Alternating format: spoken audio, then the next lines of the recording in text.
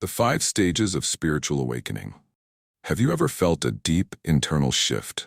One so powerful that it almost felt like waking up inside your own life for the very first time? A moment when the world looked the same on the outside, but somehow everything felt different on the inside? A spiritual awakening often begins in exactly that quiet, mysterious way. It isn't a straight, linear path, and it certainly isn't something you complete like a checklist. Instead, it's more like a spiraling, flowing journey, much closer to the shape of DNA than a straight line. Some people loop through stages multiple times. Others skip certain steps altogether. But no matter how your path unfolds, spiritual awakening has recognizable themes that show up for almost everyone. So today, we're going to explore the 5 major stages of spiritual awakening, explained in a clear, grounded, down-to-earth way. We'll look at what each stage feels like, why it happens, and how to understand where you might be right now. Let's begin at the very first step, the place where every awakening begins, even if we don't realize it at the time. Stage 1, Unconsciousness. Living inside the ego. In the first stage, a person is deeply fused with the ego, so deeply, in fact, that they don't even realize the ego is there. The ego in this context isn't arrogance or self-importance. It's the collection of thoughts, habits, emotional patterns, identity labels, and beliefs you've absorbed since birth. Before awakening, these internal patterns feel like you. Your thoughts feel like truth. Your emotions feel like reality. Your reactions feel justified, automatic, and necessary. Life feels more like something happening to you rather than something you're consciously participating in or shaping. At this stage, a person might react emotionally without understanding why, feel defensive, angry, or triggered easily, feel trapped in old patterns, carry unhealed trauma like a heavy shadow, believe they have very little control over their lives, see the world through their own projections and assumptions, struggle to understand other people's perspectives. In this unconscious phase, the ego is in full control, yet almost completely invisible. And because everything is filtered through our own stories, our own wounds, and our own expectations, we don't truly see ourselves, and we don't truly see others either. Relationships become a reflection of our internal wounds. Challenges feel like personal attacks. Life feels predetermined, repetitive, and often unfair. Still, this stage is necessary. It's the soil in which awakening is planted. Almost everyone begins their spiritual journey here, melting into the rhythms of the ego, unaware that something far deeper is waiting beneath the noise. The moment we start to suspect that there has to be more than this, we begin to transition to the next stage. Stage 2, Ego Death, the dissolving of the old identity. The second stage is one of the most intense, transformative, and misunderstood moments on the spiritual path. This phase is known as ego death, not a physical death, but the unraveling of who you believed you were. Your old identity starts to crack. The labels you've worn your whole life, your job, your role, your trauma, your successes, your failures, no longer fit the way they used to. It can feel like the ground beneath you is disappearing, your beliefs are slipping out of your hands, nothing makes sense anymore. The story you've told about yourself suddenly collapses. Everything you once used to define yourself, your personality, your struggles, your self-image, begins to dissolve. This stage can be confusing or even frightening because the ego fights hard to survive. It tells you, without me, you are nothing. You need me, they need me. You'll lose everything if you let go. But the more the ego cracks, the more something new emerges. The observer self. This is the quiet, calm awareness underneath all your thoughts and emotions. It's the you who notices the thinking instead of being controlled by it. It's the part of you that watches life without getting tangled in your mind's stories. During ego death, you may feel disconnected, empty, or stripped bare. And that's exactly the point. This emptiness creates the space for your authentic self to arise. Think of ego death as clearing the debris from an old building so a new foundation can be built. It's not the end, it's the beginning of truly seeing yourself for the first time.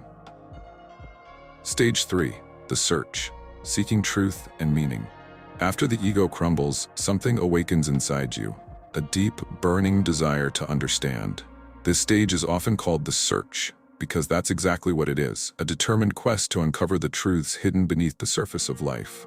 People in this phase often feel a strong pull to read spiritual books, listen to teachers or guides, study ancient wisdom, religion, or philosophy, watch videos on consciousness, meditation, or metaphysics.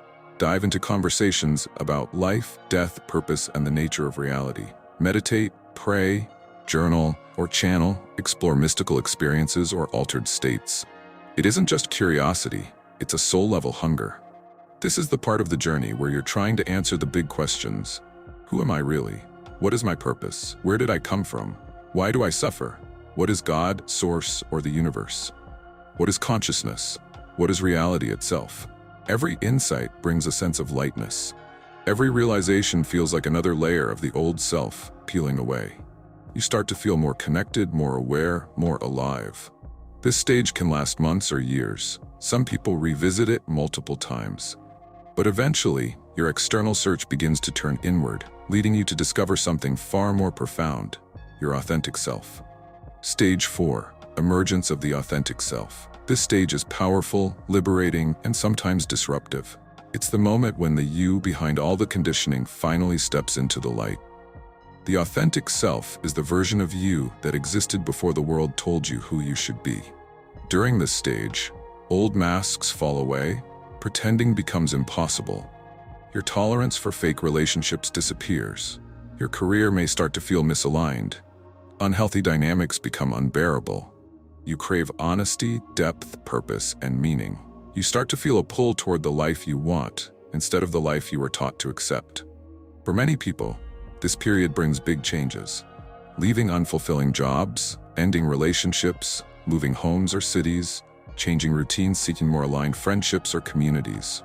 As your vibration changes, old emotional wounds rise to be released. You may experience intense emotional waves, old trauma resurfacing, mood fluctuations, physical ascension symptoms like fatigue, vivid dreams, heightened intuition, or sensory sensitivity. This cleansing feels like a purge, a clearing out of old energy, so your authentic self can fully emerge.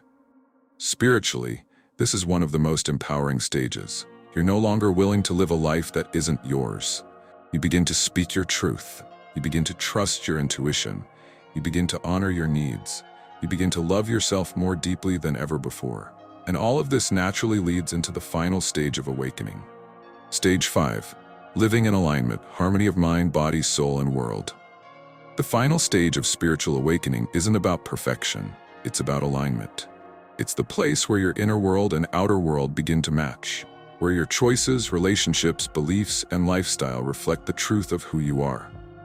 Living in alignment means accepting yourself with compassion, releasing the need to judge or criticize, forgiving your past, caring for your body, mind, and spirit, recognizing your worth, setting healthy boundaries without guilt, understanding that everyone is on their own journey. You begin treating yourself the way a loving parent would, with patience, support, and understanding. As your relationship with yourself softens, your relationship with others transforms too. You stop expecting perfection. You stop holding on to resentment. You stop carrying other people's stories as your own. You see that everyone is doing the best they can with the awareness they currently have. And beyond people, your sense of connection expands outward, to animals, plants, nature, the earth, the sky, the air, the universe itself. This stage isn't about avoiding darkness. It's about understanding it. You recognize that both light and shadow play a role in shaping the human experience, and you learn to approach life with curiosity rather than fear. Living in alignment feels peaceful, grounded, and deeply authentic. It doesn't mean life is free of challenges. It means you navigate them from a place of clarity, self-awareness, and trust. Closing thoughts. If something in this message resonated with you, trust that feeling. Spiritual awakening is a deeply personal journey, but it's also a universal one. Share this with someone who may appreciate it, and feel free to express your own experiences or insights in the comments. Until next time.